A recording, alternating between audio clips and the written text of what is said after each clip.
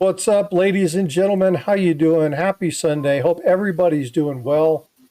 We have a very special guest today. You can see him down here.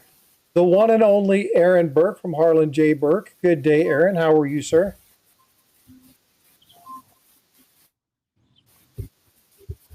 I'm great. How are you? Doing very good. I think we have a little bit of a delay. I don't know if it's just on my end or...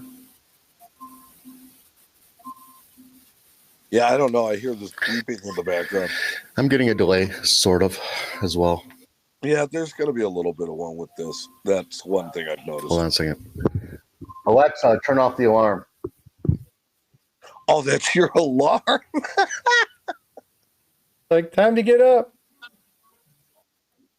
Well, hey, thank you so much for being here. Well, I'm going to do my normal welcome introduction to everybody. So again, happy Sunday. Lots of people returning back from the fun show. Heard there were great things about the fun show. Siren, thank you so much for modding on both sides. Jack Riley's in here. Hey, Jack, what's going on? Vote for Pedro. I know Vote for Pedro's got a bunch of questions for Aaron. Me, how you doing? Jack Young is here. Good to see you, brother. Coins making sense. Hey, Kevin, how you doing, bud? Good to see you. Hope everything is going well. I appreciate you all being here. So before we begin, there's one question that I have for Aaron. And I want to ask him what the problem is in identifying planchets and blanks.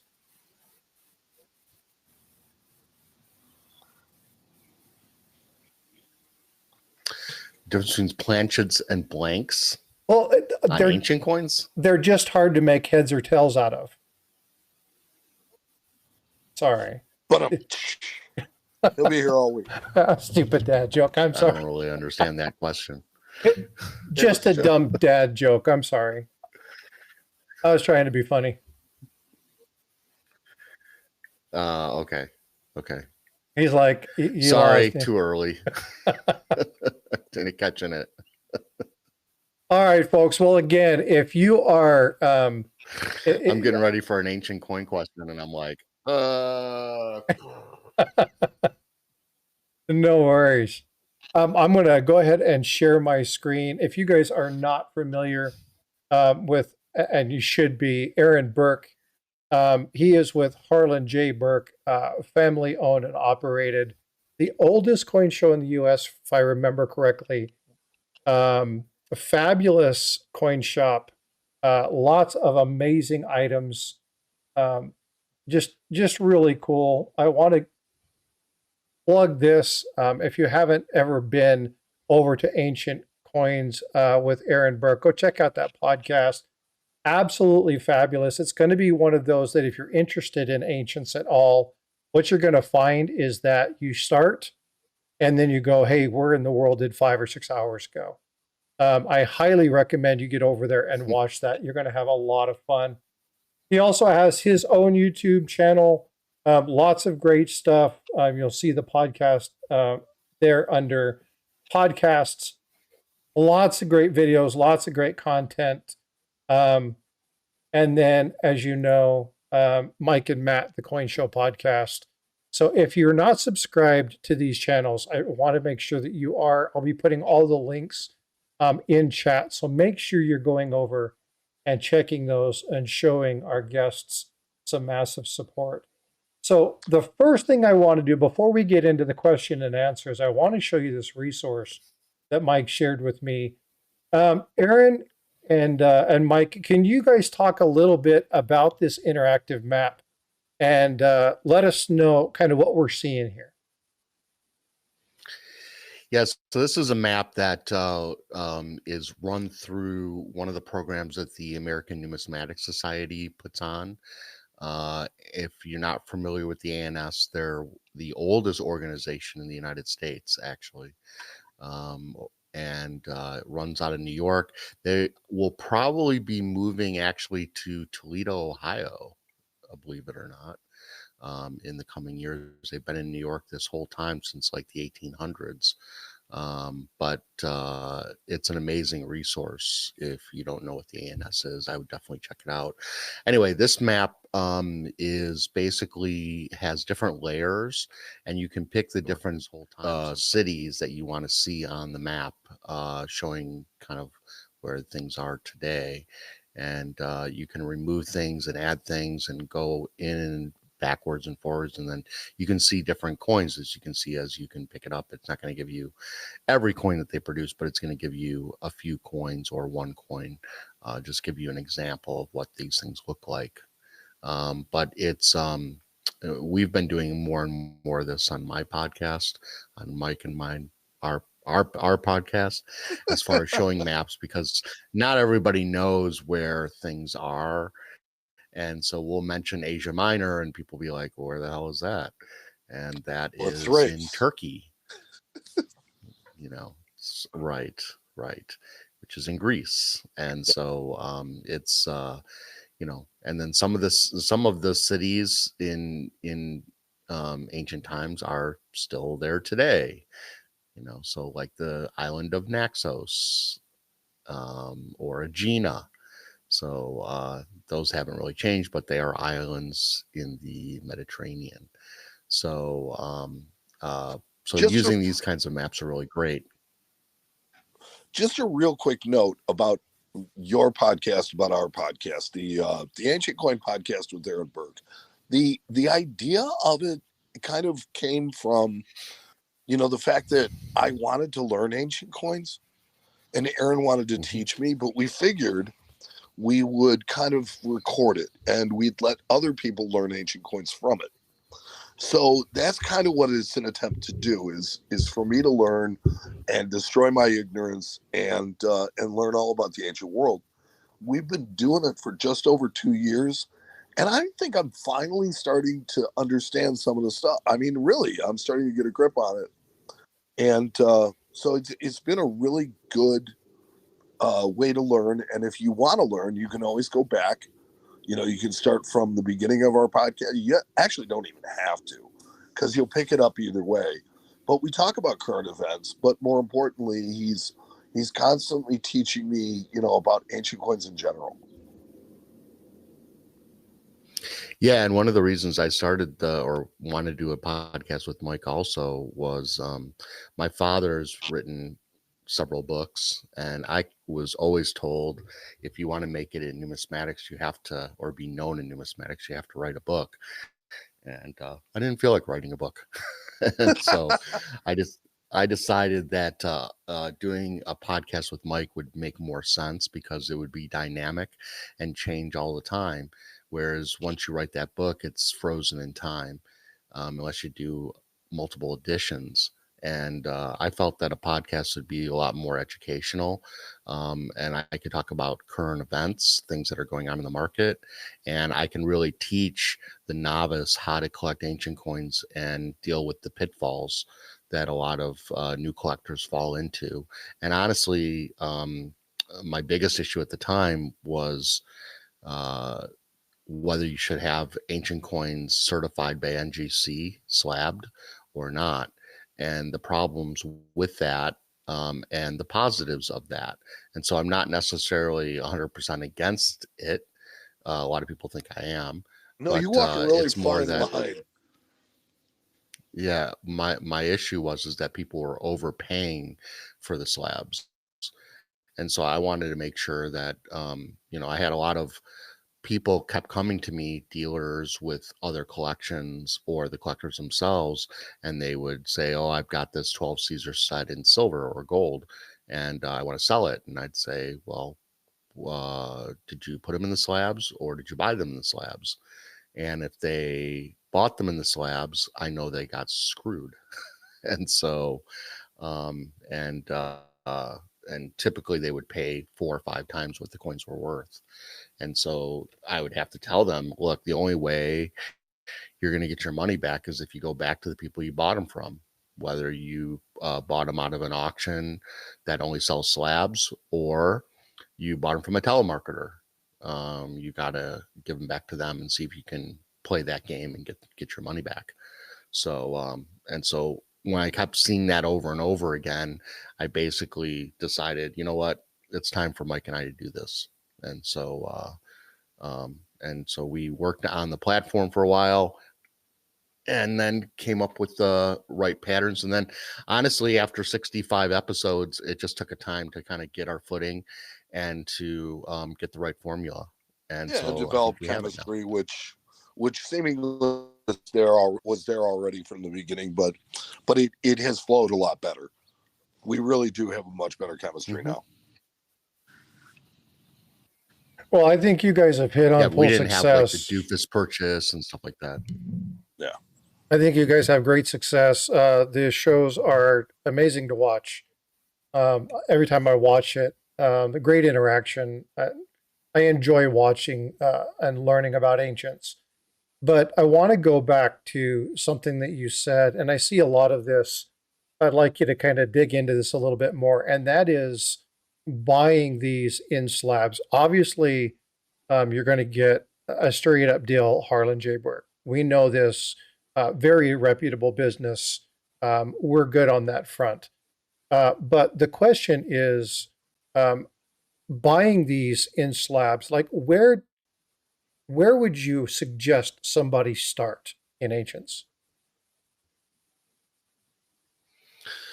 Well, I think the first thing you have to do is you have to look at the dealer or the organization that you're buying from. I think that buying from an organization, one that's going to guarantee everything they sell for life, is the first thing. And then look at to see what kind of organizations that dealer or organization is a member of, because even NGC, they don't guarantee the authenticity. So ultimately, it's always going to fall back to the person you bought it from. A lot of people don't know that, but NGC, the only coins they don't guarantee is ancient coins. They guarantee everything else except for ancient coins. So, they don't guarantee it because they don't want to have a $50,000 coin come back to them and have them have to give the money back. So, Because it happens a because lot. they were making mistakes early on. Well, it doesn't happen a ton, but it definitely happened to them. Mhm. And so they decided, they don't want any skin in the game. And so that's been like one of the biggest issues with a lot of the dealers, is that NGC will kill a coin that they make a mistake on, and it kills the sale for the dealer or the organization, but it doesn't hurt NGC at all. And so it's ultimately not very fair. But I I think would it was say really being a important. member I of think it was the really important, Aaron, to set the table with the fact that NGC just look, they guarantee all their other coins, but ancients, they don't guarantee the grade, they don't guarantee the authenticity. And it's important to go into it knowing that it's completely different from everything else they do. They do guarantee grade. I don't know how you guarantee a grade, but they do claim to guarantee the grade. So, but grade is very subjective. And somebody asked me at the fun show what I thought. Yeah, they asked me what I thought a grade would be on, that NGC would give, and I said, grab a dart and give a throw and see what happens. But they will supposedly guarantee grade. But my point is that if you go to a dealer or an organization, the two organizations that are most important in numismatics is the Professional Numismatic Guild and the IAP of Professional Numismatists. Both of those organizations, you can't sell fakes. If you do, and you're caught, honestly not giving money back on a forgery that's been condemned and guaranteed condemned, then you can be thrown out of the organization. Also, if the consumer has a problem, they can go to the organization and open up a disciplinary case against that dealer. And there's arbitration, right? It does really protect the not only the dealers from other dealers, yep, but it protects the consumer for the dealers. And so The other thing that the IEPN has is called the IBSCC. And the IBSCC is a anti-forgery committee, and you can actually submit coins to the IBSCC like you can NGC, and you can get a certificate whether the coin is real or not. So ultimately, one thing a lot of the IEPN dealers are doing now is if a coin is condemned by PNG or by NGC, you can still submit it to the IBSCC for the final say, because basically NGC is not the final say on whether coins are real or not. So the problem is the IBSCC takes a while to make a decision but it's made up of 10 dealers, mostly ancient and world, and they decide together whether something is real or not. That's the way coin betting used to be, and still kind of is that you would go, before there was ever grading services, you would go to a show and you'd walk your coins around and you'd get a consensus from 10, 12 dealers and of the best ones you could find. And from there, you can pretty much determine whether something was real or not. And so the IBSCC that's similar to what that really is. So it takes a little bit more time because people have to get together from around the world, because that's basically, the membership is made up from people from all over to decide whether something is real or not. But ultimately, to get back to your question, I'd say get somebody it's reputable, who's a member of these organizations, so you have a way to claw back any issues and with and and then and then take your time, go slow. It's a marathon. Well, it's certainly nothing to be rushed into, because you can make mistakes. You can make small mistakes. You'll probably not like it in a year or two,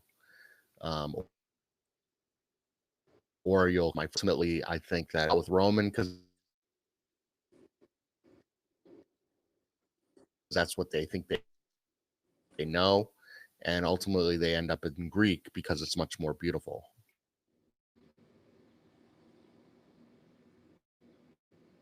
So you cut out a little bit through that. Did you hear? Study much.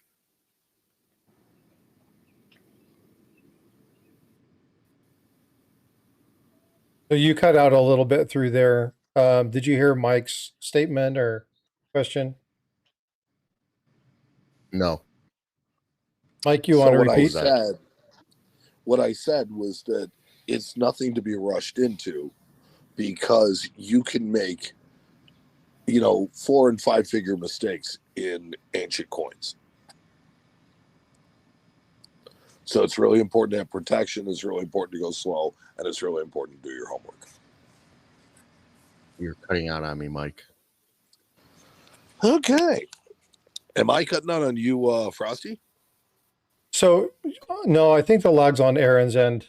Correct. Okay. You and I are coming across straight. If I turn off my camera. Yeah, turn off your camera. Yeah, I'm gonna turn off my camera. See if that helps. Okay. It sounds like it. Your audio comes across great. It's just there's a little bit of lag, and that's fine. So. Yeah, no worries. Yeah, no, this is way better. So I've already put in chat, ask your questions. I want you to type in the capital question. That'll help us identify that there's a question being asked. And then go ahead and ask your question if you have one. I appreciate the fact that you said don't rush into this. The old adage, buy the book before you buy the coin. Again, do your research. But I try to tell my viewers all the time, there is an amazing community of people that you can go to well before you buy your coin. And if you know you're looking at something, ask questions. There's a lot of people who are willing to help. And, Aaron's available. Just call Halen J Berk and just say, hey, I have this question. Send Mike a message. They'll make sure they get you a good answer, right? So it's about building community. But there's no need to rush in this hobby. Make sure you do it right. Don't cost yourself a lot of money by falling into that FOMO trap or that reaction. So, great advice there.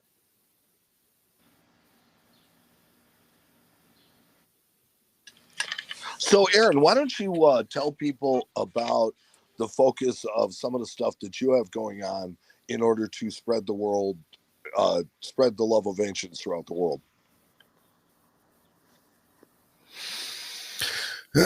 Well, I mean, I would say, I kind of started out in social media about 10 years ago, something like that.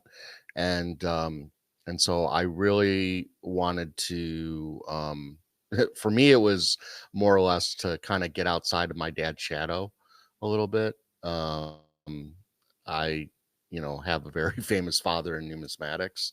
And so, I had been okay staying in the background, even though I was very well educated in the subjects. I kind of let him have the spotlight, and so, I felt like I had a lot to share, numismatically, as well as the fact that I'm an expert in classical antiquities as well. And so, between those two subjects, I felt like social media was a great place for me to kind of put myself out there.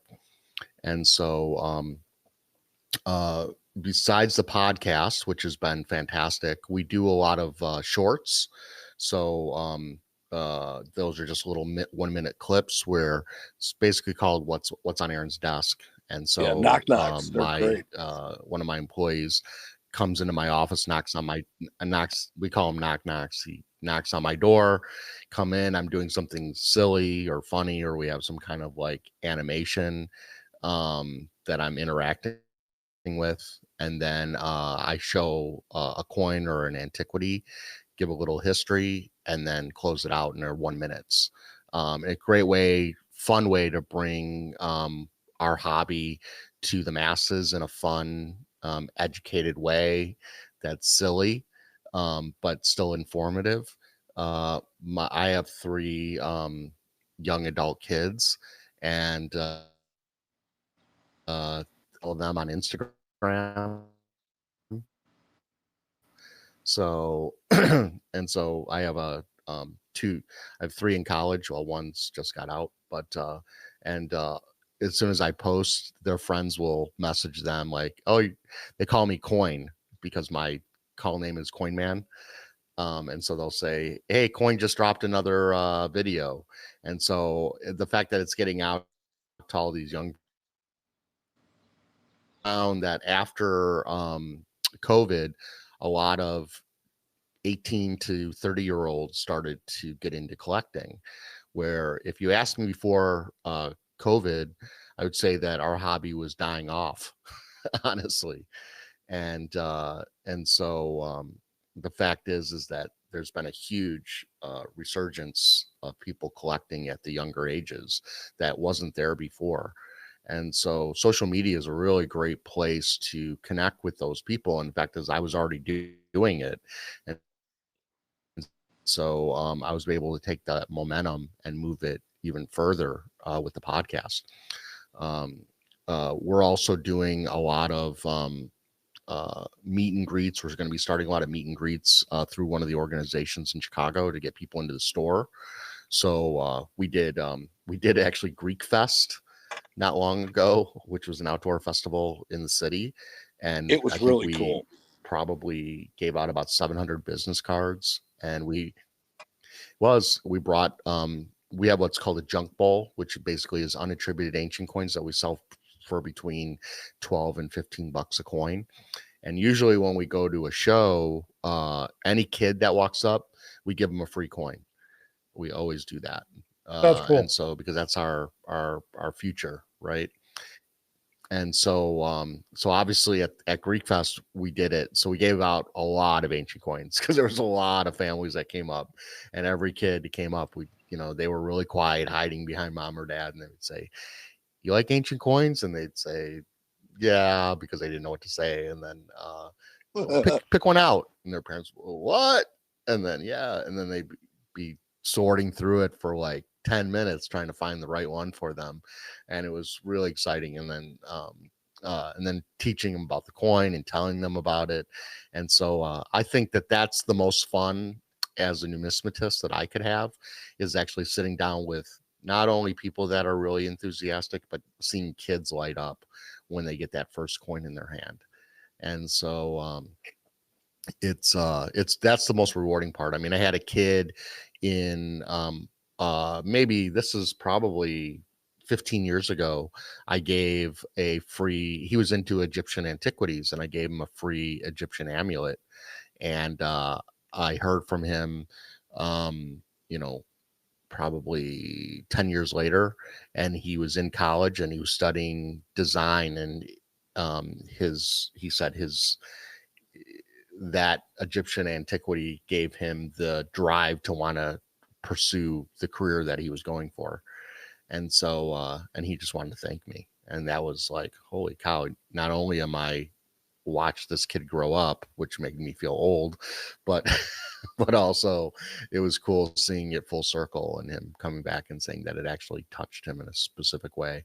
So that that makes giving out coins to kids very rewarding. We had a program called History in Your Hands. It was a foundation that we were going into the schools, and that kind of died off a little bit with COVID. And so, but we still have the foundation. We just haven't geared it back up again. But coins we went to a are program a of tool. sanitizer in your hands. Right. So, but coins are a great tool for education, because no matter what time of history you're talking about, from 650 BC on, you can have a coin or a piece of currency that will describe the time and the history that's happening in each country. And, you know, there's really nothing left other than actual objects, but to actually have currency that's left over from all these periods and all these time frames is pretty unique. And when you put that into a kid's hand or an adult's hand, history becomes alive for them. And so that's the beauty of numismatics, as we all know. But I think that's what can get really people into collecting as well from that standpoint. I want to say something. You know, it's very clear. It's obvious to anybody that talks to you that you're really, really passionate about coins, antiquities, and ancients and all that stuff. But one of the things that I really liked about coming to work for you is the fact that if you walk into your average coin shop, it's a crabby old guy behind the counter that doesn't want you touching things, doesn't want to look at things for you, and it's like, that's not what we do. You know, we were allowed to actually share passion with people when they come in. And we had a store manager when I first got there that wasn't all that crazy about doing it, but eventually he came around and saw the light. You know, but it's one of those things where, you know, everybody's really passionate about what they do, and we're allowed to show it, and we're allowed to work with it, and it makes doing something that you love so much better. Yeah, we like having the store be a place where people can come in and share their passions with us, and we can share it with them. My favorite thing to do is when somebody comes in and they want to know about ancient coins or artifacts, they don't know anything about it, and then I'll take them into the back room and I'll start pulling out really expensive coins, and I'll tell them, I know you're not going to buy these, and some of these aren't even for sale because they're owned by other clients that maybe I represented, but I want to put this in your hand because I think it's so cool and I think you're going to love it.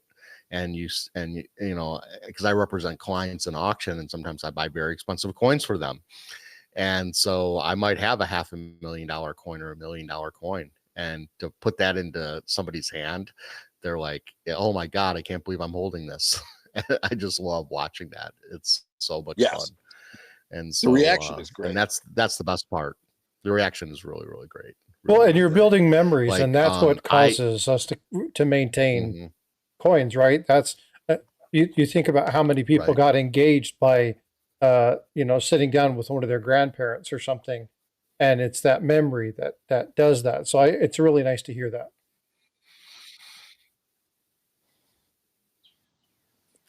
Yeah, no, and the other thing is that luckily, because I represent clients in auction, and because as a company, I'm not going to necessarily go and buy these things. I couldn't buy them for stock; they're too expensive, honestly. But I have some very, very good clients at the top of the food chain who allow me to use my expertise to buy them this material, and then they let me use it on social media, and then I can share it with the masses. And that is really the best part, because once it gets into somebody's collection, if they're not really somebody who's going to be showing it, it really doesn't see the light of day. And so it's nice to be able to provide these things for the general public. And some things I can't even imagine that I would have ever held. Like, for instance, I just got it's the Bill of Rights that's been ratified by one of the states, signed by Thomas Jefferson as Secretary of State. And we bought it for a client for $635,000 all in, and meaning with the commission and everything. And of course, I'm going to be putting it on social media, and doing a little blip about it. And people, when they see something like that, they're like, "Holy cow! I can't even imagine that exists." And honestly, it's the only one in private hands. So it is kind of insane. Pretty some exciting of the stuff stuff that you find. Yeah. So it's not like always coins. We had Galileo. We had a letter from Beethoven. We had a piece of the page out of the Gutenberg Bible. I mean, all these things for clients. Yeah, and be able to do that's usually where I do my knock shorts, and so that's a lot of fun doing that. I've probably handled 10 silver Eidmars in my life, Brutus Eidmars, and 1 gold Eidmar. And so every time I get one of those, I like to put them online as well, because those are really exciting coins as well.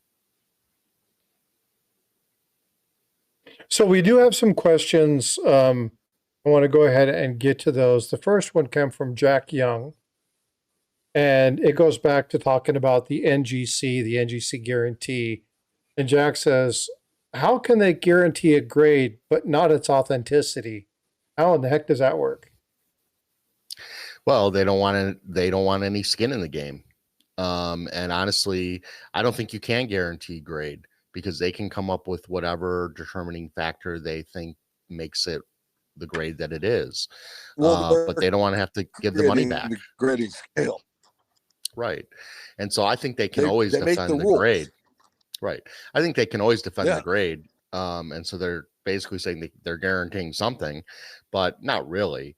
And they're the most expensive grading service. They charge, on the high level, they charge 2% of market value. And so, for instance, I just got a decagram of Syracuse by Uenitos, graded by NGC for a client. The coin was $100,000, about $150,000 coin, is what the client paid in auction. They charged $2,800 for the grading, but if they were wrong on the authenticity, they wouldn't give back that $2,800. They would keep that, because that's their service fee, essentially. But they feel like every coin that they put into a slab, it's giving it high value. But that's only but that's only if the coin has a high designation, a star or a 5555 mint state. And in fact, the coin that just came back, it got a choice XF star 5545 brushed.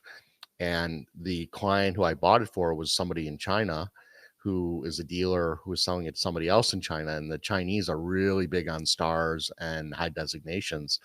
Well, it said brushed, and which is a term that NGC likes to use a lot. And it's really meant more for US coins than it is for ancient coins. And because it means it's been over cleaned or harshly cleaned.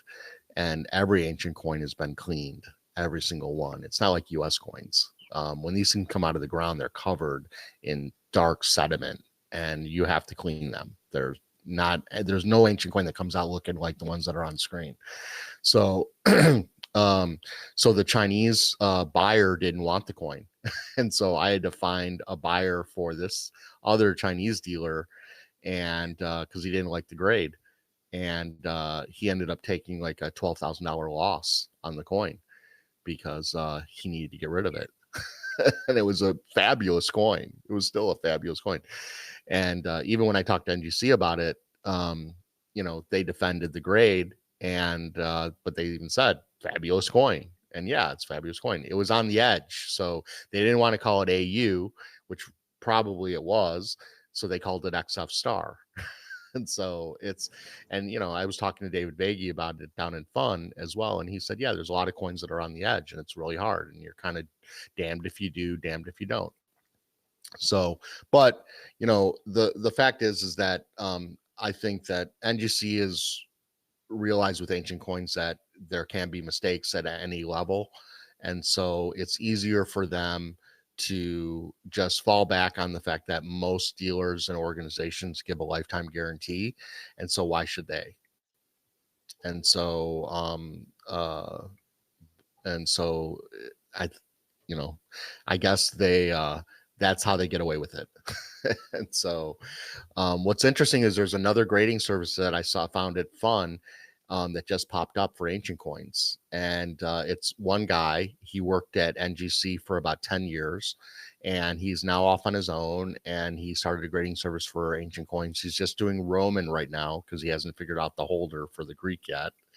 But one thing I asked him to add was because he has the same rating scale and all that NGC does, but I said he should add an artistic merit scale, because that's one thing that's missing on the NGC slab, is that you could have a mid-level graded Alexander the Great tetradrachm, but fantastic style, meaning the engraver was amazing.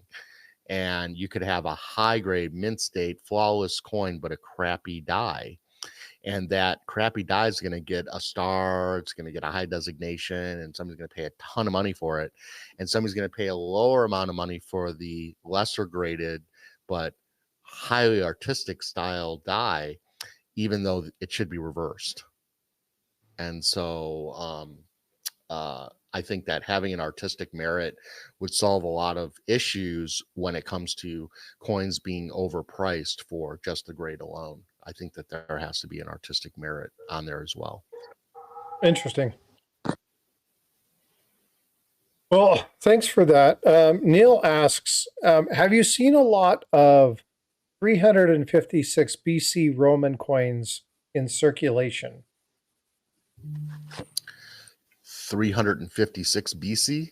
Yep. That exact date? What he said. What the heck was going on in 356 BC? I don't know. I don't know if you can. Most Greek coins didn't necessarily have the exact date on them. So they're basically done on style alone. Roman coins will have exact dates because they're actually on the legend of the coin. So because Greek coins don't have legends, it's almost impossible to put an exact date. Even on Alexander the Great tetradrachms, that we know the mints and the dating of circulation, they're still within a 10-year period usually. So to get an exact date on a coin from the Greek period, I would say it's impossible. Unless somebody was a ruler for maybe 3 months. Yeah, but it didn't happen with the Greeks. It really didn't. Okay. So with the Romans, sure. With the Romans, absolutely. They can get it down to the month in some cases with those guys, because it's written on the coins. But in Greeks, it's not. So I would say no. Yeah. So Neil clarified that particular date was the Battle of Euconimus, which was the largest naval battle in history. So that's why he was wanting to know. No, I mean, you're going to get, coins that were within the 10-year period of that event easily, but not the exact date. No. So you were speaking of Alexander the Great, and Vote for Pedro actually had asked you about the tetradrachms. Is there a difference between where the coin was struck and the value? Yes. Only with one mint in particular, and that's the Memphis Mint of Egypt, because there's always been a lure with Egypt from collecting antiquities. And so a lot of people, even though it's a posthumous issue, because Alexander did not mint coins at Egypt when he was alive. It was Ptolemy the First, his general, who took over Egypt after Alexander's death in 323 BC, that started issuing coins with Alexander's name. And so, but there are a lot of antiquity people who will buy an ancient coin of Alexander because it was minted at Egypt or at Memphis in Alexandria. So that's probably the most important mint, and the one that probably garners the most amount of money. Yeah, Memphis is kind of to the ancient world what the Carson City Mint is to the U.S. coin world. Yeah, and there's and most of the time you will get a symbol of the rose, which can also be confused with the city of Rhodes. So there are an issue of Memphis with a rose on it, but it has a different symbol under the throne. There's usually 2 or 3 symbols that you use to match it up to get to that die or that mint. And so, but the one that's really iconic for Egyptian tetradrachms of Alexander is, and they are scarce. They don't come up often. Is that there's an Amun god in the field that has the feathers, wearing the feathers of truth, which is a very much an Egyptian symbol. So that is probably the most iconic of the Egyptian symbols for the Alexander tet. And it doesn't come up very often. And when it does, it garners pretty good money as long as the coin is decent enough grade. Outstanding. Vote for Pedro also wanted to know, says, are there any recommendations for legit websites to purchase ancient coins from? Obviously, Halen J Berk, we're good there. What other ones would you recommend, or could you? Well, I would say any of the people who are members of the organizations I mentioned earlier in the show. So C&G, Classical Numismatic Group, is a good one in the United States. They run the Triton auction, which is a big auction in New York. I would say, obviously, Heritage is a good company to deal with, even though I'm not always happy with the prices being paid for slabs. That's where you have to be careful, because they have a lot of Chinese buyers and other people that are so hypersensitive on NGC that they're way overpaying for the grade. So you got to be really careful there. Stacks will have good auctions that have ancient coins as well. Again, you have to be careful not to overpay for the grade on the slab. There are a lot of smaller dealers in the US that don't necessarily have big presences online, but you can find at coin shows like James Beach, my sister, Shanna Schmidt, Perry Siegel from Hercules is a good one. Nick Konomopoulos. There's quite a few smaller dealers out there that do a really good job that you can find at coin shows. And then a ton of them obviously in Europe. So NAC, Numismatic Ars Classica, probably the best and biggest ancient coin seller in the world. They get the most money than anybody. Yes, much better than Heritage. Everybody thinks Heritage is it. They're not. For ancient coins, it's NGC. Kunker is another one in Germany that's excellent. There's Nomos in Switzerland as well. There's Loy Numismatics. The list goes on and on as when you start opening up the world.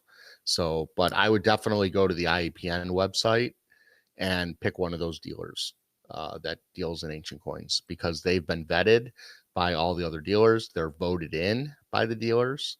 So you can be rejected if you've had a felon or a felony, or if you're just a bad business person in general. You're blocked. Being an A&A member is not that hard. So I wouldn't say an A&A member necessarily is it. Um, it doesn't take much vetting to become an A&A member, but to become a not to say the ANA is not a great organization, but that's not the place to look for your dealer. So anybody can become an ANA dealer, generally speaking. But P&G and IPN are the two biggest and the ones that you really should look for. And if you're looking for ancient coins, you got to look at the IPN, because there's more ancient dealers in Europe than there are in the United States. And so honestly, being an IAPN member is a good place to look for ancient coin dealers more than the P&G. So, which is primarily made up of US guys, even though, we're a member of the P&G. The other thing is you're a member of the P&G individually, whereas in the IAPN, you're a member as an organization. So it's a little bit different. So, and the IPN, we meet every year in a different place in the world and discuss numismatics. We don't have a coin show. We don't bring coins. We actually go and we network with each other. We have two working sessions where we talk about laws, disciplinary stuff, things happening that we can do to help numismatics throughout the world. And so they are really an excellent organization. And that's where I would look for your ancient coin dealer to make sure that they're a member there. So that would be the one place I would look. So I want to say something first off, Aaron. Thank you very much. We've talked about this before. When somebody's really looking out for you and they're willing to, obviously, I said go to Halen J Berk, right? Talk to Aaron. He'll get you connected. But what he just did is he just walked through all the places, all the contacts, all the people that he knows, and very freely just gave you other shops and other business owners' names. Why is that? Because he genuinely has a heart to make sure that you get what's best for you. And I appreciate that, because a lot of times people are like, no, it's only me, it's only me, it's only me. I appreciate the willingness to go to others and say, hey, you know what? I am a good source for you, but there's all these other people that provide great information. So I want to say thank you for that, because a lot of people don't do that in today's society. And it's a mark of true magnanimity and integrity. So I thank you for that, Aaron. Also, Vote for Pedro, real quick, said he wanted to thank you for talking to him an hour and a half on the phone the other day and completely crushing his dreams of owning an Athenian Dicodrachum. So, there you go. But he says, no, honestly, he really appreciates all your time. I just had to do that because we joked about that the other day, and I wanted to share that with you. That's funny. Well, honestly, going back to what you just said, which thank you for making those comments. That's what our podcast had to be about. I told Mike at the beginning that we could not we try not to advertise Halen Berk at all in the podcast. And when I do mention our company or our auction, I usually apologize because I want to make sure that I'm advertising the whole community, because I didn't want us to look like an infomercial. Well, yeah, we didn't want to just be a shill. Right. And I've had people, because in our show, we advertise, we start out talking about auctions that are coming up somewhere in the world, usually the auction results from the show before. And so I'm basically advertising my competitors' auctions. And I've had people say to me, why don't you charge them? And I'm like, I can't, because then I'd be a pay for play, and I don't want to do that. And so we have one advertiser, and he sends us wine, Bellinger. And so we drink our profits. So, but yeah, I can't, and the other thing is that's why I do auction representation. I can't own all the great coins in the world, but I'd love to be able to advise and to help people buy their coins at the right prices and to steer them in the right direction. And if I can get a piece of the action, why not? Right. Right. So, and use my expertise to be able to advise the client and to be able to build them a really fantastic collection. And so I can't do that all on my own. And so the only way I can do that is by really promoting and for helping advise clients and pointing them in the right direction, no matter who they're dealing with. And so, so I don't have a problem, especially, you know, not everybody can get to Chicago, and I'm not going to be able to have every coin. And so I always just tell people, look, whether you use me or not, if you want to ask my opinion, I'll give it to you, and you don't have to pay me a cent. You know, I just want to make sure that you don't screw up. And so I'd rather be on this this adventure with people and have them not mess up, because that one question they ask me might save them $50,000. Maybe it only saves you $500, but that $500 might be 50,000 to them. So it doesn't really matter. I have a lot of dealers that I talk to. There's a ton of US dealers don't know anything about ancient coins, and that's very common. We all you know, drive in our own lane. And so sometimes, you know, ancient coins are very daunting for a lot of the US dealers. And I'm connected with hundreds and hundreds of them on Facebook Messenger, and they are messaging me stuff. Hey, this just walked into my store. Is it anything?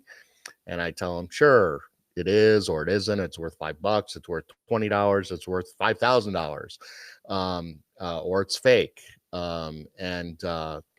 And I do that because maybe someday something's going to walk into their store that's really fantastic, and I would get a chance at it.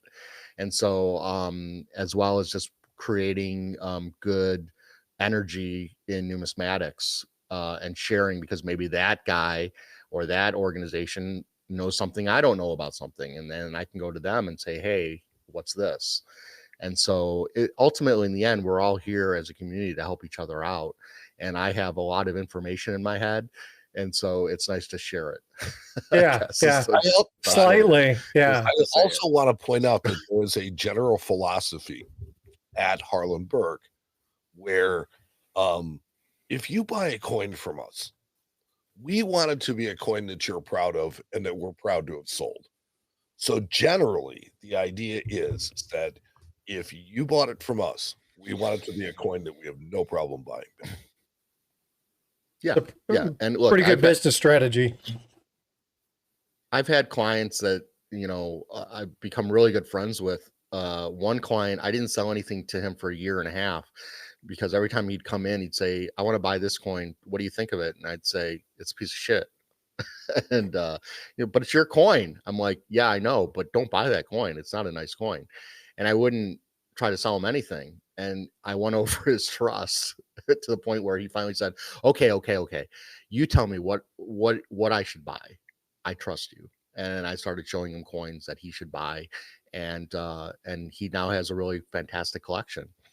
And so I have no problem telling somebody, look, even coins at Halen Berk, there'll be a coin in a collection that we bought that I had to buy because it was in an entire collection, but we priced it accordingly. You know, you price it cheap because it's not a great coin, right? If somebody comes to me and says, hey, is that a great buy for me at this level? And we go, well, you know, I can discount it and make it a better price, but ultimately, is it the coin for you? And so if no one asks my opinion, then, you know, then it's the price it is, whatever, you know. But as soon as they ask my opinion, I'm going to tell them straight away and be as transparent as I can what I think of the coin. And he's not going to candy coat it either. It's just not. I don't get that from Aaron at all. He's a pretty straight shooter. You can pick that up. Coach wanted to know, have you ever dealt with any ancient coins that were harmful to handle? Yeah, there's certain coins that have been, you know, that are crystallized, meaning the silver has broken down over thousands of years and is very brittle. And so you have to be very careful in handling them. There are coins that will have bronze disease that honestly need to be cured. And so you have to be really careful with that. But I think just coins that are crystallized is probably the biggest issue. And just to make sure that you're not going to hold it too tightly, probably need to go into a coin tane before you put it into a flip bet. Even NGC will not slab coins that they feel might break if they put it into the slab. So it's funny when they say, well, you're protecting the coins, but they can't even protect the coins that really need protecting. And so ultimately, I think that's probably the biggest issue. Handling a multi-million-dollar coin doesn't scare me. I've handled tons. And so, you treat it like anything else. You just want to hold it on the edge, and it's not like US coins where you have to worry about having a fingerprint. It doesn't happen. So you can touch the surfaces, but the edge is always in all good place to likelihood do the it. coin at one point was in the ground. I don't think you have to worry about Right. fingerprints. I mean, there are some very small obols. That's the smallest denomination of ancient coin that are literally 2 millimeters, 3 millimeters big. Yeah. And so it's very hard to hold that on the edge. So you kind of literally have to put it in the palm of your hand to be able to hold it. It's so small. In fact, I would suggest not holding it on the edge in that situation, because you will drop it and then you won't find it. It's like a giant, it will bounce. sand. Yeah. I mean, it's really Right. It's really not much bigger than a grain of sand. Right. So it's amazing. In fact, the Greeks called it lip money because they would actually carry them in the bottom part of their lip But you to carry it around. Oh, that's the other lip. So, Interesting. I've never heard of that. And what was the name of that coin called? the denomination's called an obol. Obol. Okay. OBOL. Very cool. I'll have to look into that a little bit more. Cartier silver. I've casted a scarab and the eye of Horus out of silver that I purchased from you. I'd love to send you some photos. I'd love to see it. Yeah. So, Mike, can you drop email address or something that you can send the information to? Sure. It's if he wants to send the information, Aaron at hjbltd.com. Let me see. Where do I drop something into the chat? It's you can AARON. You can put it in the private chat, and then I can just copy and paste it over. Okay. Or for some of you jokesters, it's Aaron. Yes, Aaron. HJB. Have you ever seen that skit of the British dude that talks about the silent letters in names and the various spellings in names? I've never seen that one. I'll find that one. I'll send that over to you. You'll get a kick out of that one. That'd be funny. Because it's Sahara. Sarah. There you go. Yeah, that's awesome. It's like, yeah, that's cool. Question. If I found a coin when I was scuba diving in Rhodes, do I have to give it back? Technically, yes, but no. I would say that if you already brought it home, it's home. So I wouldn't worry about it too much. Yes, any of the source countries you are not allowed to take coins out of, except for Israel and the UK, which have decent treasure trove laws. You can get export papers for them. In fact, I just bought about 2 months ago, I bought some Celtic gold from a gentleman who was metal detectoring in the UK and actually got export papers. And so I had all his export papers, his find spots, all of that, which was really fantastic. But if you carried out some coins, I doubt Rhodes is going to miss a coin you found in the ocean too badly. So, and in fact, most source countries and museums don't put out coins very often. They're mostly stuck in the back rooms, never to be seen again. I don't think they're going to send any international contingent after you for having smuggled the coin out. I mean, it would be wrong to try and sell it.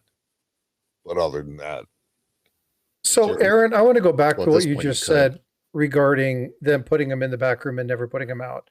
Is that for protection purposes, or is it just lack of interest? Coins don't sell tickets to museums. Sorry to say, they're too small. They don't display well in museums. They're not big enough. They're usually used in certain museums to date some of the antiquities that are out. They may put coins out that are around that same time period, but they're usually in the bottom of the case and they're kind of lost. There are a couple of good museums that actually have really good coin displays in the United States.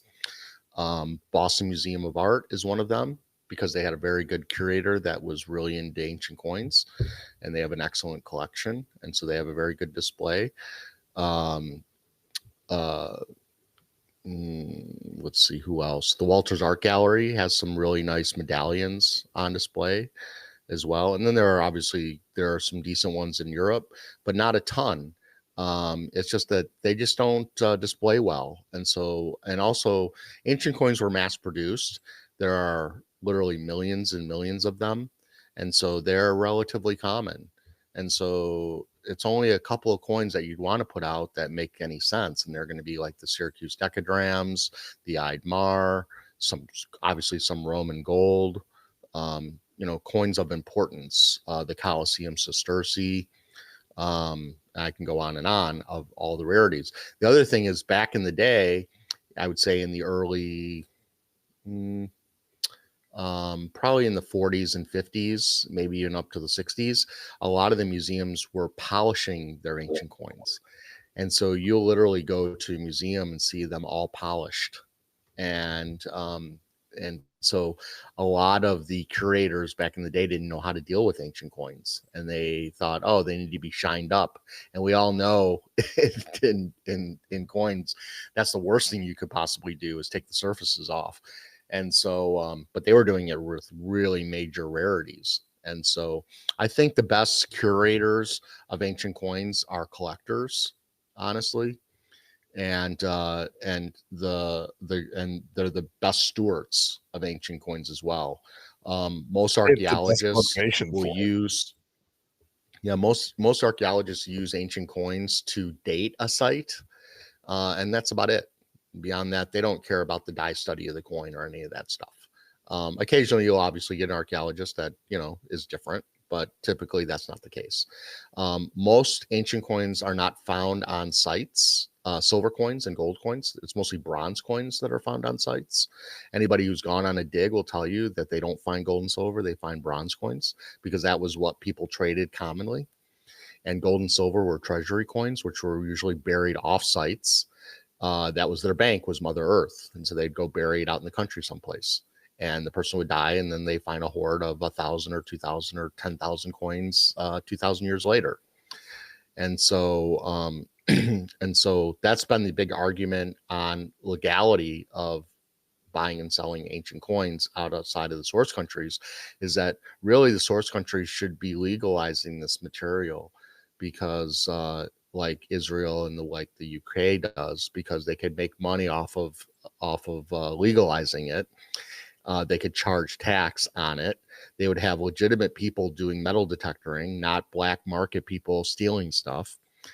Any laws you create against anything, there are always going to be somebody who's going to take advantage of the situation. I don't care what it was. I mean, we had, whether you're for or against marijuana, this country, our country, has fought against marijuana for 50 years plus and put a lot of people away in jail. And now it's being legalized and people are making billions of dollars off of it. And so I think, I don't want to say that they're exactly the same, but they're pretty damn close. And so I think that if you legalize, you're going to get legitimate people doing the work for you, doing the right thing, and reporting stuff. And then the archaeologists will be able to document things a lot better. And there are always going to be somebody who's still going to break the rules, I know, but a mass majority of them will not. And there are people in Italy and Greece, I know, when they find material, when they're digging a well at their house and they find a tomb, they just throw everything to the side, because God forbid if they told the government, they would be shut down doing any work on their well for at least a year. And so they don't want the government anywhere near their property. And so if it was a little bit less taboo, they would be all over it, and probably things would move a lot faster. Also, in some of the source countries, there's a lot of people in the government, not necessarily at the highest levels, obviously, but at the low levels, that are part of the problem, who are part of the black market. And so and that's just from me hearing things over the last 30 plus years of doing this. There was one of the main archaeologists in Bulgaria, and I don't know if he may not be there anymore, but I know he sold on the side. And he was the guy who was the main guy looking for things in Bulgaria. So, when you're dealing with poor countries or countries that,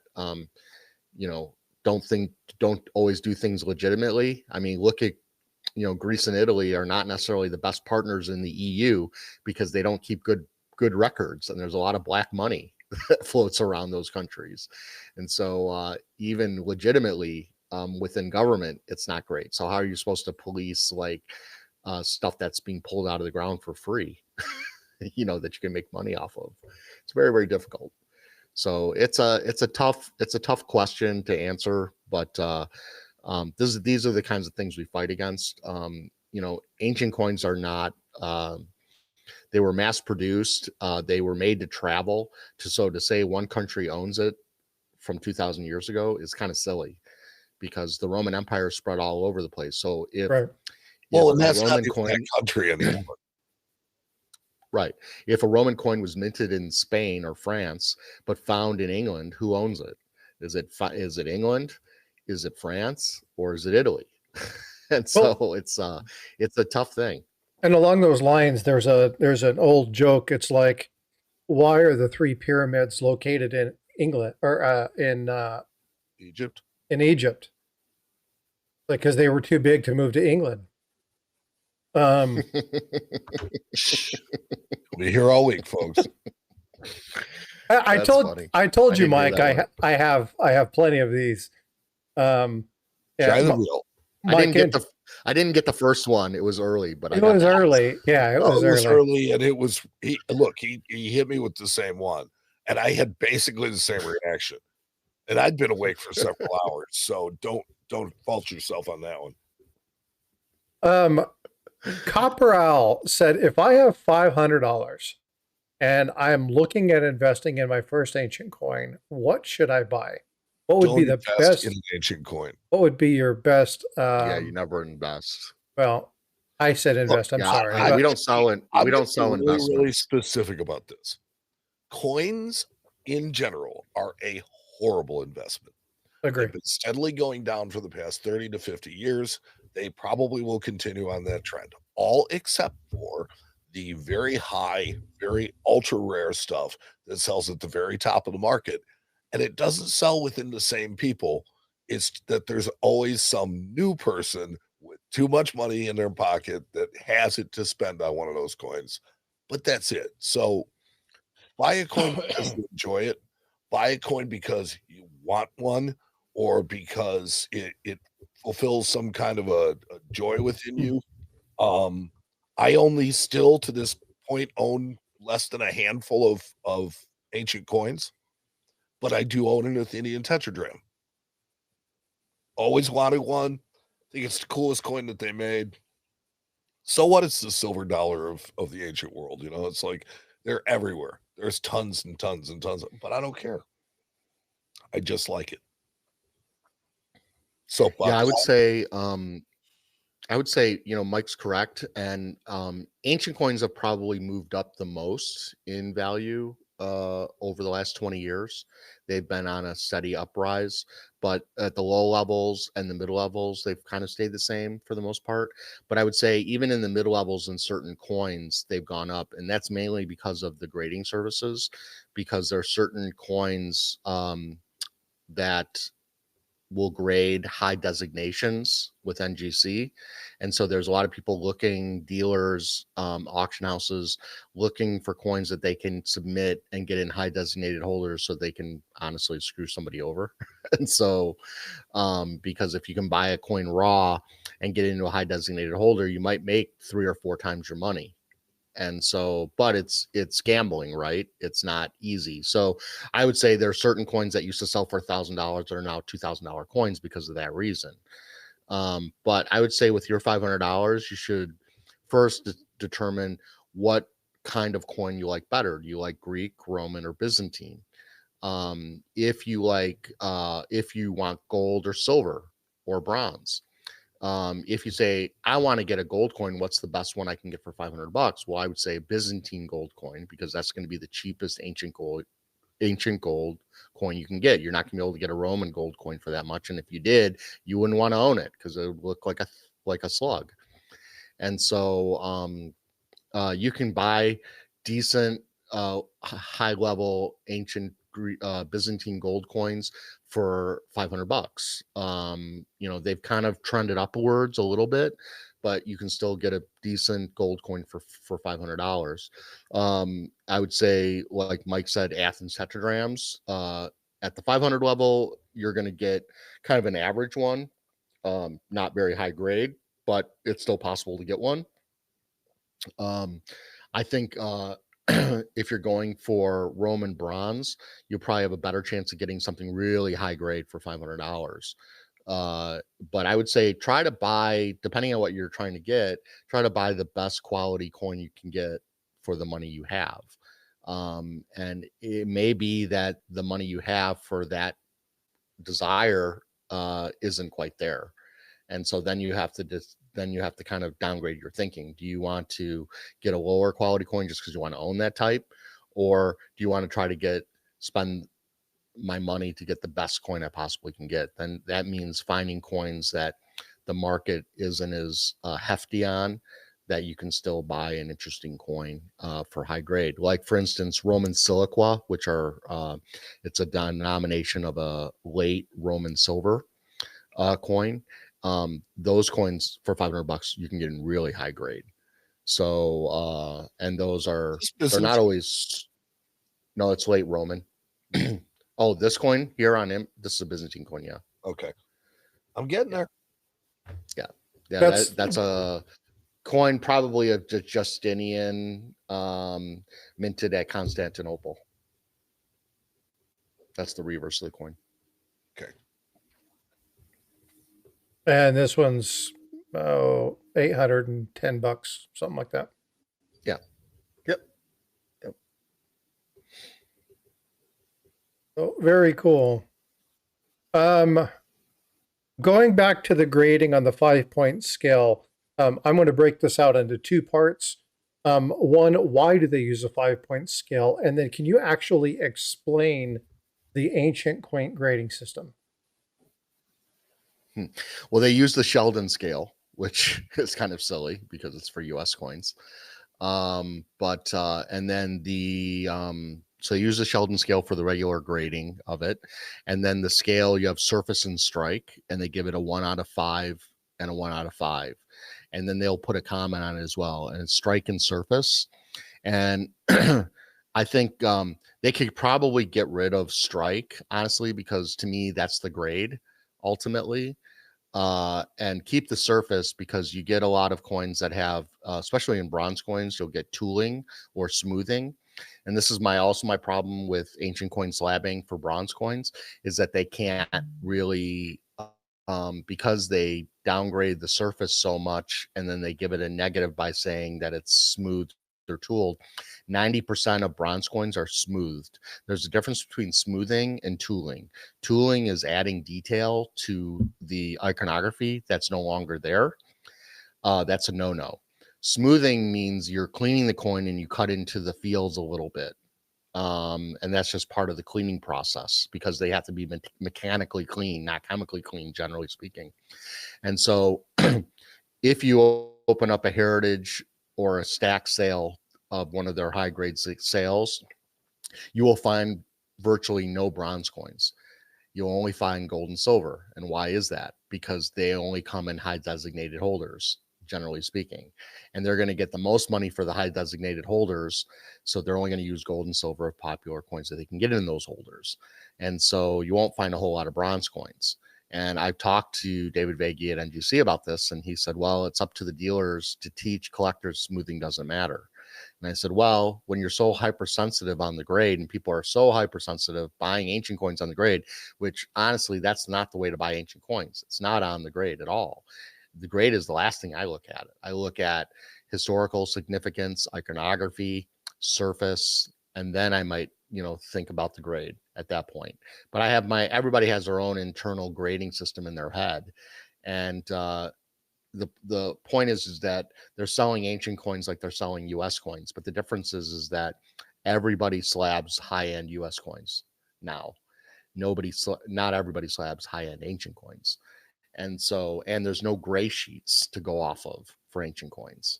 And so what people use for determining value of specific grades on ancient coins, they use the heritage site.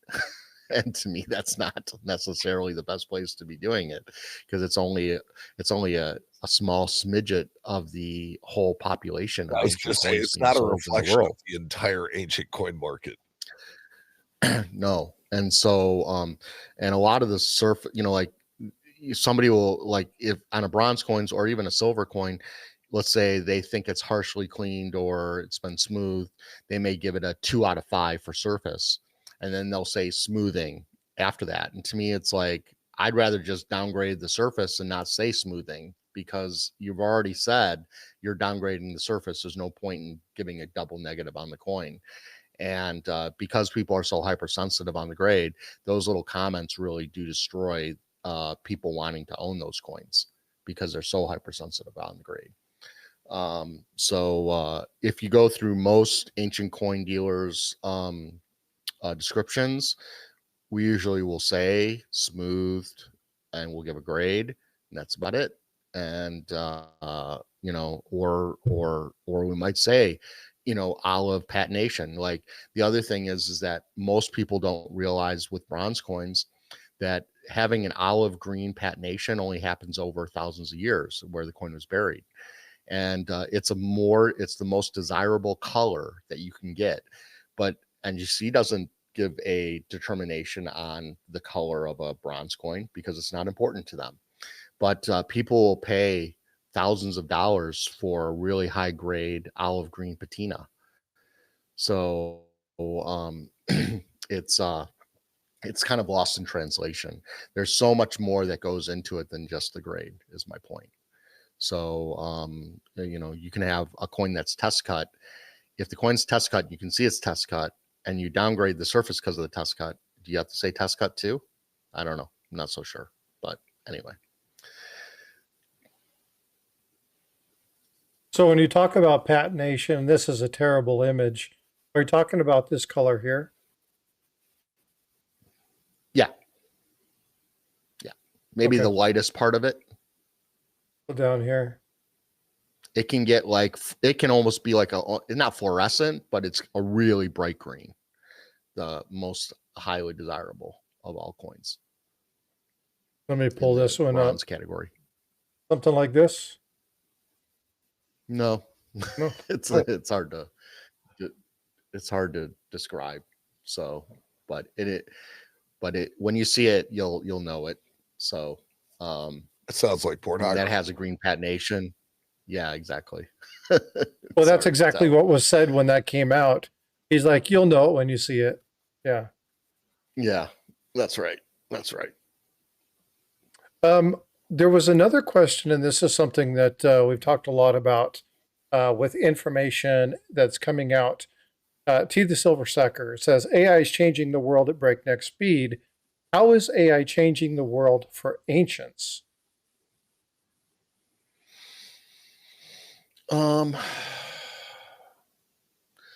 Well, I think that it's making our life somewhat easier in some regards. I think the AI model still needs to be taught a lot about coins.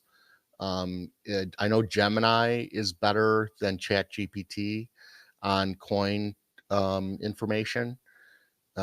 Whereas I think ChatGPT is a little bit better at drawing maps than Gemini is. I use some of that for my podcasts. It's a lot easier. But for instance, Mike and I just did a podcast on the tetradrams of Lysimachus, and I wanted to show where all the mints were on the map. And I put in, can you draw me a map of all the mints, tetradrams of Lysimachus? And it gave me about 6 mints or 7 mints. And I had all the mints, so I put in all the mints. I said, well, aren't you forgetting this mint, this mint, this mint, this mint, this mint? And it said, yes, I forgot those. Do you want me to add them? Do you want me to add them to the map? I said, yes, please add them to the map. So I'm teaching AI as well. And so, one thing I'm working on at Halen Berk right now is, and I think everybody will eventually do it, so I don't think it's that big of a secret, is I'm having my IT look into connecting with doing an API, which is one database, one network talking to another network. So you can connect with ChatGPT or Gemini, and you can, we'll have lists of every emperor or every Greek city or every denomination.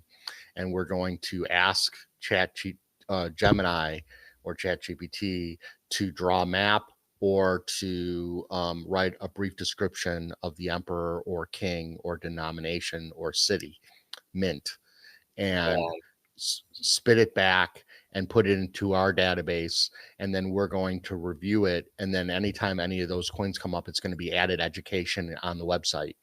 So we're going to utilize AI to be able to help us give more information on the coins we're selling. And so I think that you have to embrace AI where you need to embrace AI. I think eventually AI could replace some dealers, but it's going to take at least 10 years, I would say, and a lot of input by dealers and high-end collectors for that to happen. Well, and one of the major things about this, and I reiterate to the folks that are like, oh, well, then I'll just go create my own little thing, whatever, and go figure it out. You have to understand that if you're going to pull something from AI, it's got to be reviewed. You got to verify and validate the information. Yes, it does make it easier. However, there's still lots of wrong information.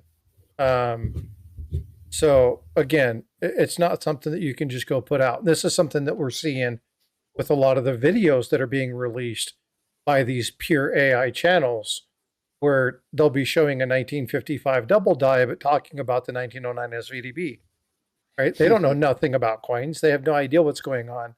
And they'll show a picture of a 1909 or a 1972 and be talking about the 1955. Or they'll be talking about a Denver coin and they'll be showing a Philadelphia coin. Or they'll be talking about MS65 and they'll show one that is, G8. So, right. There's a lot of issues with that. And so AI in the hands of people who are willing to do the work, have the history, really can get the information. It's a great tool to pull stuff together in a hurry. I utilize it for literary researches when we're doing reviews, documentation, looking for policy within hospitals. And so the utilization of AI isn't a bad thing. It's just making sure that you're tracking the details. So I really do appreciate you stating it the way that you did. Yeah, and for me, a lot of the Roman history hasn't changed a whole lot, and so it's been highly, put on every website all over the place. And so, asking it to write a little blip about Julius Caesar it's probably not gonna get it wrong.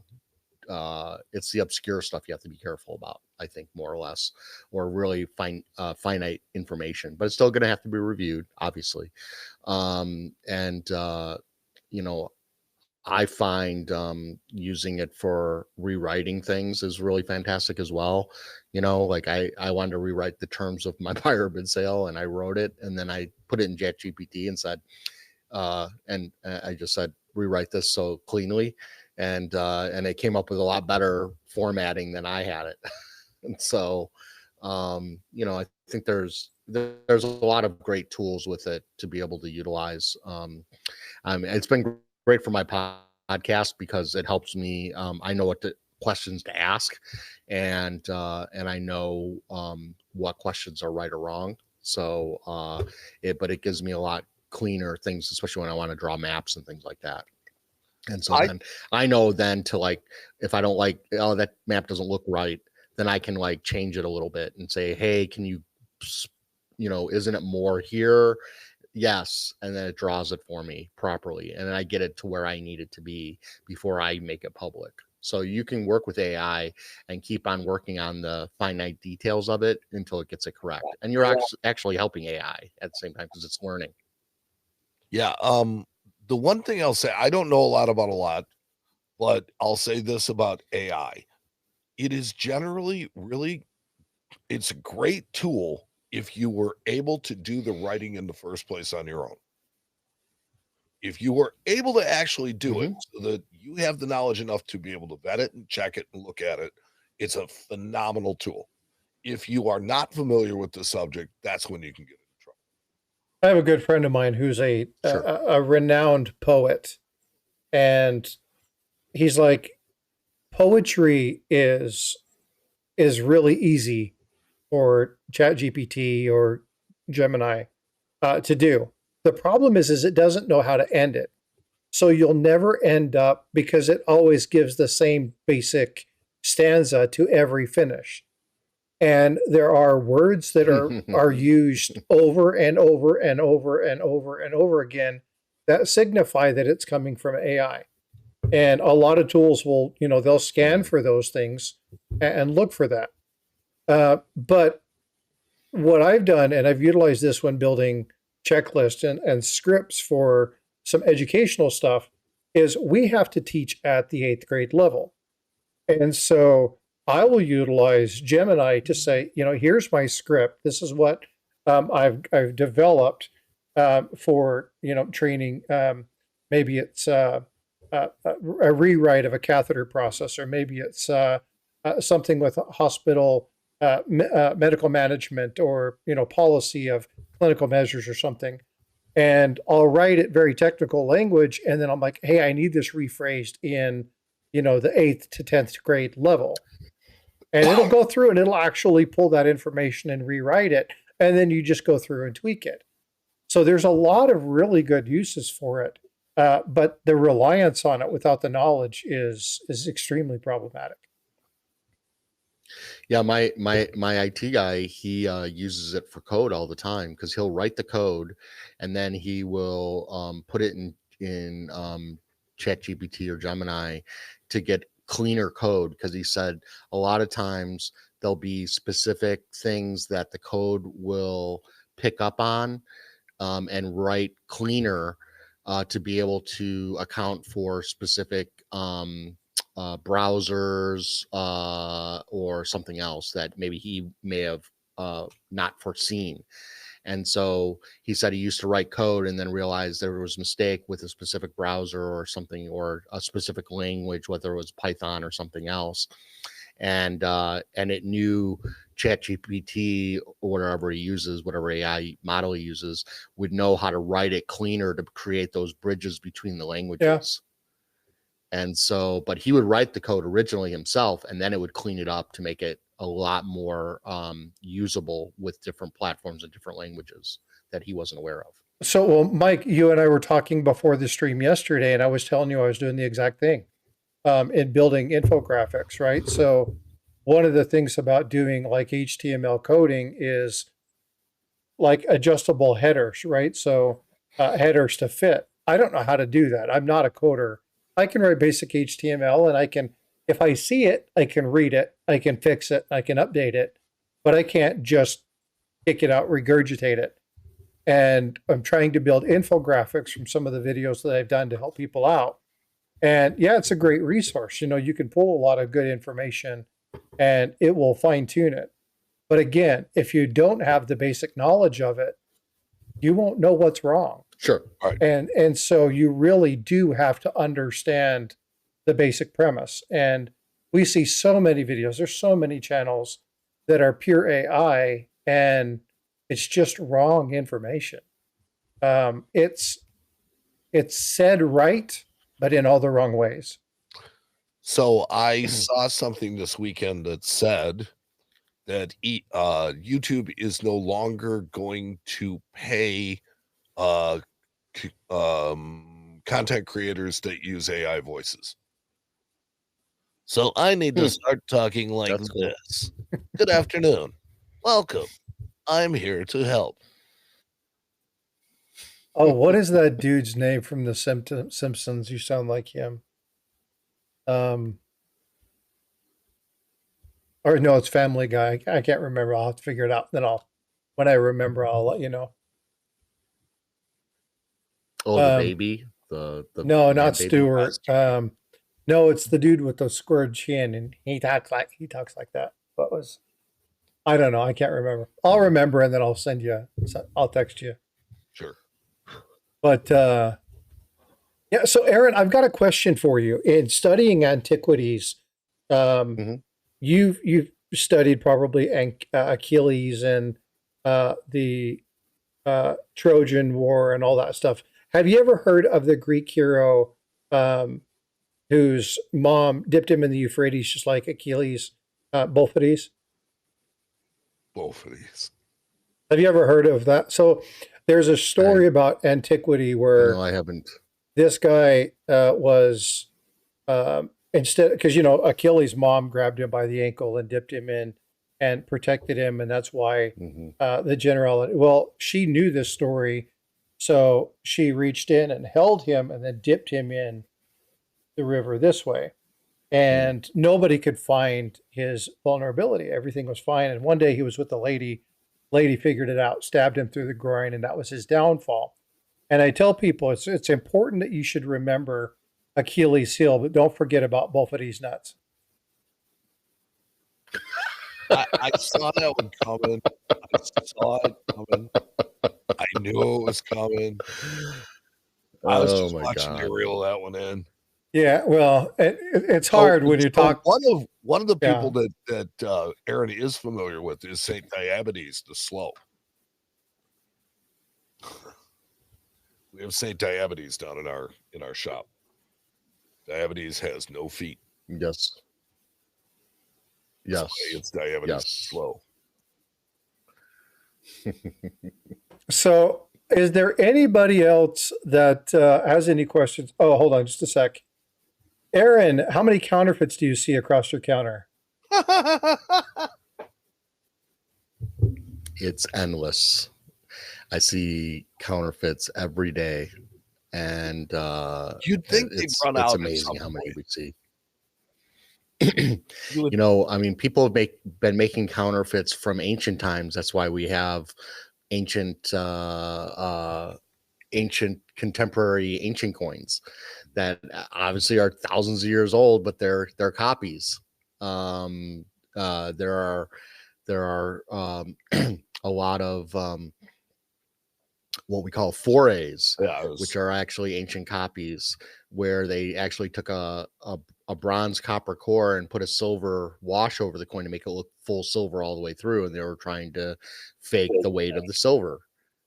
And so so they've been making fakes since the time that the ancients were making the coins. So that really hasn't stopped, and it hasn't stopped today. I think human beings have this way of there's always a devious side to all humans, and so there's always going to be somebody who's going to be trying to fake and make money off of somebody's ignorance.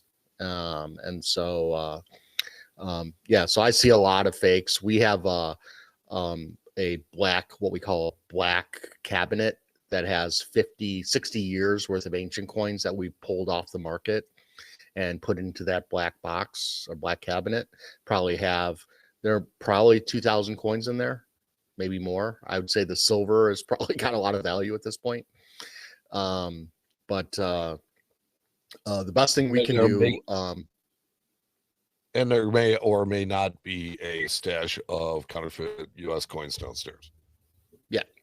And so I think the best thing we can do is, if we get the opportunity to either get them from the owner or buy them, or they give them to us, the best thing we can do is take them and put them in that cabinet or put them away, because they're great for teaching, but better, they're never going to screw anybody else over ever Yeah, they're again. never going to pose a threat to anybody else. Right. And so the worst thing that I see with an auction house is when they don't want to pull a coin because they know it's fake, because they're afraid it makes them look bad. They buy the coin in, meaning they fake the sale, and now there's an auction record showing that that coin sold, and then it ends up back with the owner because it got returned as a fake, and then they 5 years later reoffer the coin and it sells because of that auction record. So it's it happens. And so but as far as like me seeing fakes, yeah, constantly. Antiquities, I'll walk up to a table that has some antiquities on it and I'll say fake, and they're like, well, you didn't look at. And I said, yeah, I know, but I can tell from here it's fake. So I think that's gives us an advantage over a lot of even archaeologists and academics at the museum level. Museum people, museum curators typically only look at their collections or the collections of other museums that are generally all authentic. They don't get a chance to look at thousands and thousands and thousands of fakes. And so we're much better at that than they are, because we're on the front line of that every day, because everything I have to sell, I have to give a lifetime guarantee on. So I have to make sure before I decide to sell it that it's been fully vetted by me, and if not by me, by some expert that maybe I'm not as focused or in a specific area, but I know the foremost expert. I can get their opinion and they can tell me, yeah, that's bad. And so I don't, look, every ancient coin, every dealer, I don't care who they are, US, anybody, everybody has sold a fake at one point or another. It's a matter of how you handle it and how often does it happen. And so those are the two questions you should ask. If it happens constantly, meaning they either don't know what the hell they're doing or they know they're selling fakes, and do they give back the money immediately, or do you have to go to court or to an organization to get the money back? And so I always judge people on how they are in the worst of times, because anybody can be great during the best of times. And so your dealer, you'll find out how good they are when something bad happens and how they react to it. And so I'd like to think that most of the time, 99% of the time, I do things properly. I can't say 100%. Nobody's 100% in this world, but everybody has sold a fake. Everybody's had a situation come up. I've had coins that have come back that my dad sold 40 years ago that I had to give money back on because he sold a fake. So it's not fun when it happens, but it's your reputation on the line. And so you just have to make sure before you offer anything that you're 100% sure from your eyes anyway that the coin or object is fine and ready to go. It's a little embarrassing, but it should be, and it's okay. It's not going to be the worst thing that ever happens to you. It's like, just own it. Well, and I tell people, I mean, there's no, please, Aaron, go ahead. Sorry. No, go ahead, please. No, I was going to say I've got a coin right now where I'm in a lawsuit against an auction house who sold my client a fake coin, and they're not a member of any organization. So I couldn't go through an organization, and they're in Europe, and they basically told me I had to go to court to try to get the money back. And it's $100,000 coin. And I've spent $25,000 already, and I'll get the money back eventually. But even at the dealer level, sometimes you have to fight these things. And that's kind of like why I was mentioning to go through somebody who's a member of these organizations, because if they were a member of the IEPN, I wouldn't have to go through the courts. And honestly, going through the courts is kind of scary because the courts don't know anything about numismatics. So getting a judge to understand our business is a lot harder than having to go through arbitration at the IEPN with members of every firm in the world deciding your fate. to me, I'd rather have that than some court deciding. So anyway, sidebar. No, well, see, but then again, you talk about integrity, and one thing that, and I can say this because I don't work at Halen J Berk, but I live in Texas, right? I'm nowhere near Chicago, but I know of the reputation of your shop, and so if a mistake is made, and Mike, you've heard me say this in the streams, and that is ignorance is when you know something's wrong and you do it anyway, Mhm. right? But otherwise, it's just somebody is not informed or they didn't understand, or, common sense isn't common unless everybody in the room has it. Mistakes are going to be made. It's not somebody making a mistake, it's what you do afterward that defines the Right. person. And so we have people that, they've come onto the stream and they say, hey, I bought a counterfeit. And they Mhm. feel stupid. It's like, don't feel stupid, because what this is it's an opportunity to teach somebody else what you did and how they can avoid that pitfall. And so if people will look at this as, yeah, it sucks to buy a fake coin, but if you're going to, um, one of the Chinese online shops, Temu, for instance, and you're buying a gold coin for $25.99 and it's 1 ounce, you've got a problem, right? I mean, you should be smart enough to recognize that you're not buying a 1 ounce gold coin for $25, let alone when you see the shipping of $2,000. Yeah, I mean, there's problems there, but it's still about informing and sharing the information with people. So again, this just points to the integrity that comes from this company. You guys have done an amazing job. Your dad, your sister are phenomenal in the breadth of knowledge that you guys have maintained and build and continue to share. So again, vote for Pedro is constantly saying, hey, I'll give you all my ancient coin business. I have no problem doing that. But he wants to know if somebody's looking for a particular ancient coin in your inventory, would you track it down? Would you help them identify, locate it, find it? Sure, why not? I mean, we got some Yeah, that'll help 'em for find sure. it. Always happy to. You know what I think is really unbelievable, Frosty? What's that? If you come to Chicago and you come to Harlan Burke and you say, I want to see ancient coins, I walk you upstairs, right? Because we're on the main floor on the street level. I'll take you up to the 13th floor of the Chicago Temple building. And 9 times out of 10, the person you're going to sit down with is Halen J Berk. I think that's cool. And so again,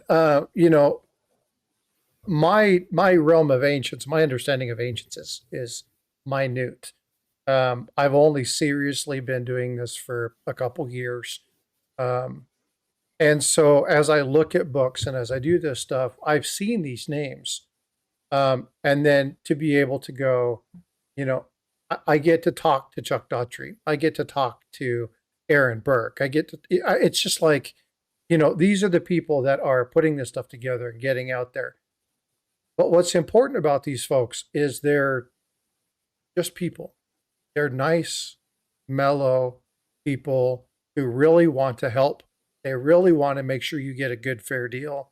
They really want to make sure that you get exactly what you're looking for. I love the story about the person, a year and a half, he wasn't buying anything because I told him, don't buy that crap.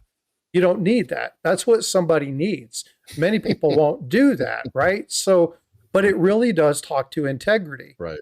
And so what I would like to ask, and again, no pressure, no whatever, I would like to have you back sometime, near distant future, whatever, to actually kind of go over, here's a real coin, here's a fake coin, set them down side by side, and let's talk about why one's good and why one's not.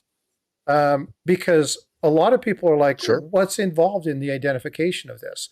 How do you look at this? And you know these things because you see them all the time. But for many of our users, Right.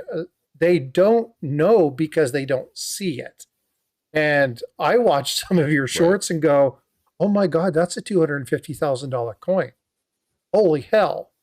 You know, and you're like, oh yeah, well, you should check out this one. This is 1.4 million. You know, this is a cool coin. This is what I would like. You know what I mean? And so you have the opportunity to really do that. So I would like, again, I'm going to tell you what I've told Mike a number of times on my stream.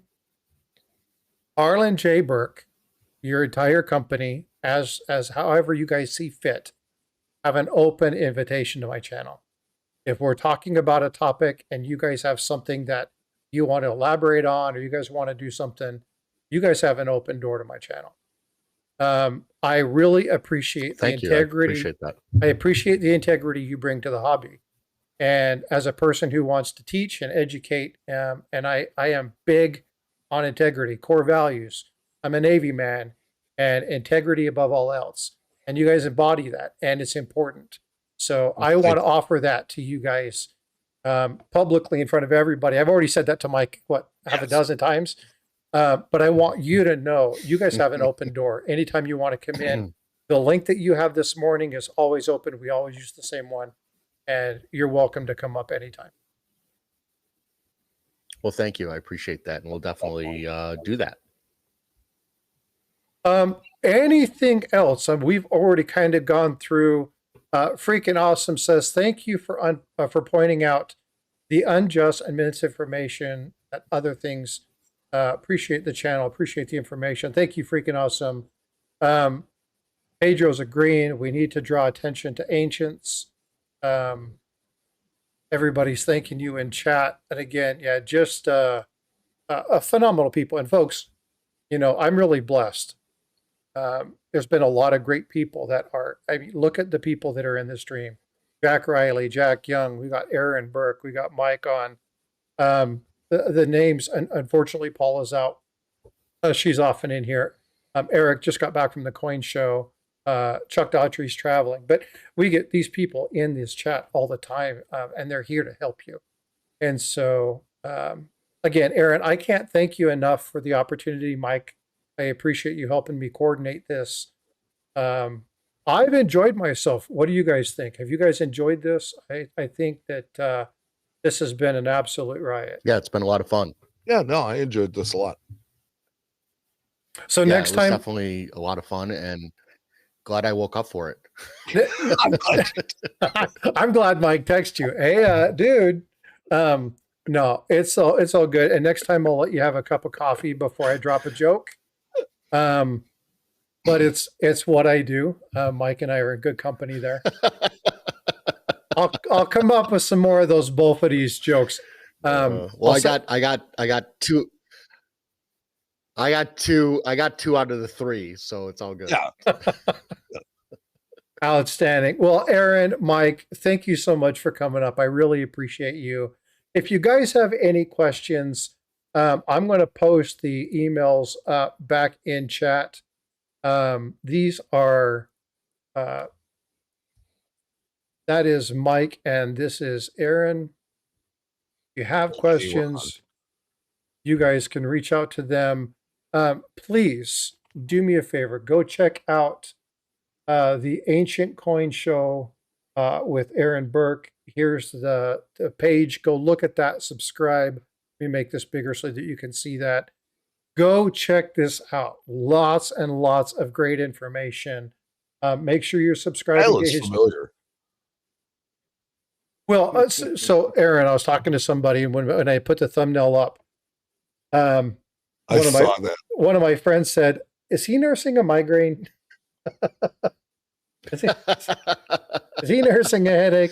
So what it was is, let's give you a little background of that photo. So there's a very famous photographer in Chicago, and my dad got him to shoot his photograph for his the third edition of the 100 Greatest Ancient Coin book.